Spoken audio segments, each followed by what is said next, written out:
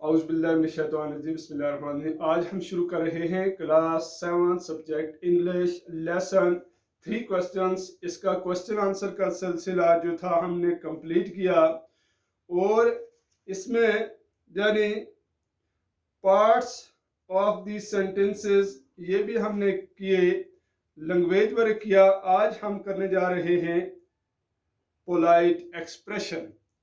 तो इसमें नीचे लिखा है, आपको रीड करना है और अंडरस्टैंड करना है। पहला है एक्सक्यूज मी, दूसरा है सॉरी और आई एम सॉरी, तीसरा है पार्डन और सॉरी, चौथा है आई एम अफ्रेड, पांचवा है प्लीज, छठा है थैंक यू। ये आपको घर में इनको रीड करना है, अंडरस्टैंड करना है। यानी पोलाइट एक्सप्रेशन यानी नरम तरीके से किसी चीज का इजहार करना, इसमें ये वर्ड इस्तेमाल होते हैं। तो किस तरह करने हैं ये इसमें डिटेल दी गई है।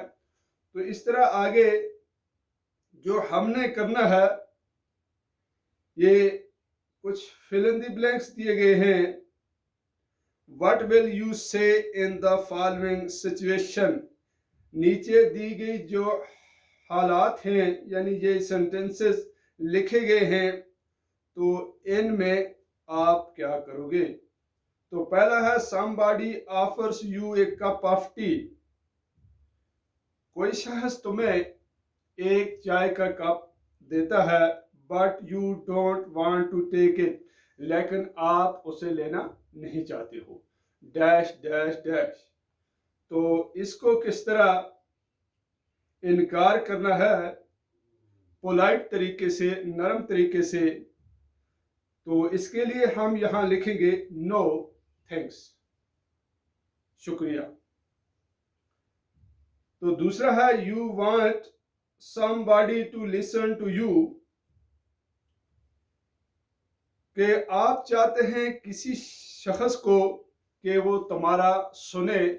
उसके लिए पोलाइट एक्सप्रेशन क्या होगी, एक्सक्यूज मी, एक्सक्यूज मी, यानी अपनी तरफ उसको मुखातब करना है कि वो तुम्हारा सुने। तीसरा है you did not understand what somebody said, तुम नहीं समझ सके, किसी शख्स ने कुछ कहा लेकिन आपकी समझ में नहीं आया, डैश डैश। क्या इसके लिए लिखना है pardon, could you say that again, यानी क्या तुम दोबारा वो बताओगे।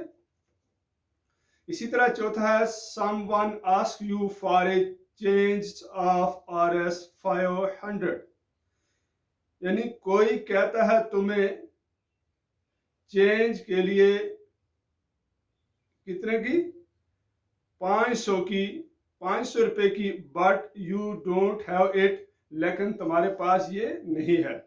तो पोलाइट तरीके से पोलाइट एक्सप्रेशन क्या होगी, इसमें डैश डैश में हमने भरना है sorry I don't have any. तो इसी तरह पांचवा है you want somebody to pass you the pen when is on the table, तो इसको किस तरह पोलाइट यानी तरीके से एक्सप्रेस करना है, डैश डैश में could you pass me the pen please, यानी एक दूसरे को दूसरे से पेन लेकर देना। अब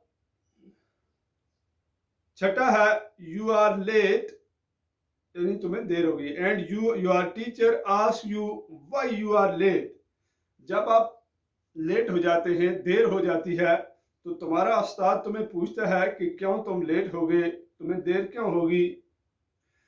तो उसके जवाब में क्या कहना है, सॉरी फॉर बीइंग लेट, मुझे अफसोस है यानी मुझे देर हो गई, but my bike got punctured, लेकिन मेरा बाइक जो था उसके टायर में पंक्चर आ गया।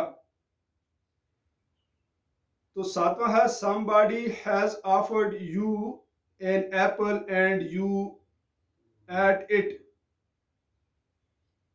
तो अगर कोई शख्स तुम्हें सेब देता है, तुम इसको खाते हो, तो उसको जवाब में क्या कहना है? Thanks for the tasty Apple, कि शुक्रिया आपने मुझे यानी इस यानी जायकादार एप्पल के लिए शुक्रिया। तो आठवां है you want somebody to show you the way to the railway station. तुम चाहते हो यानी कोई शख्स तुम्हें दिखाए रास्ता किसका? रेलवे स्टेशन का। How will you start the conversation, तुम किस तरह उसके साथ बात शुरू करोगे? तो सबसे पहले डैश डैश में एक्सक्यूज में अपनी तरफ मुखातब पहले करना है, क्योंकि आप जिसको बुला रहे हो वो अनजाना है, वो आपको जानता नहीं है। Excuse me, could you please tell me the way to the railway station, क्या तुम मुझे रेलवे स्टेशन जाने का रास्ता बता सकते हो?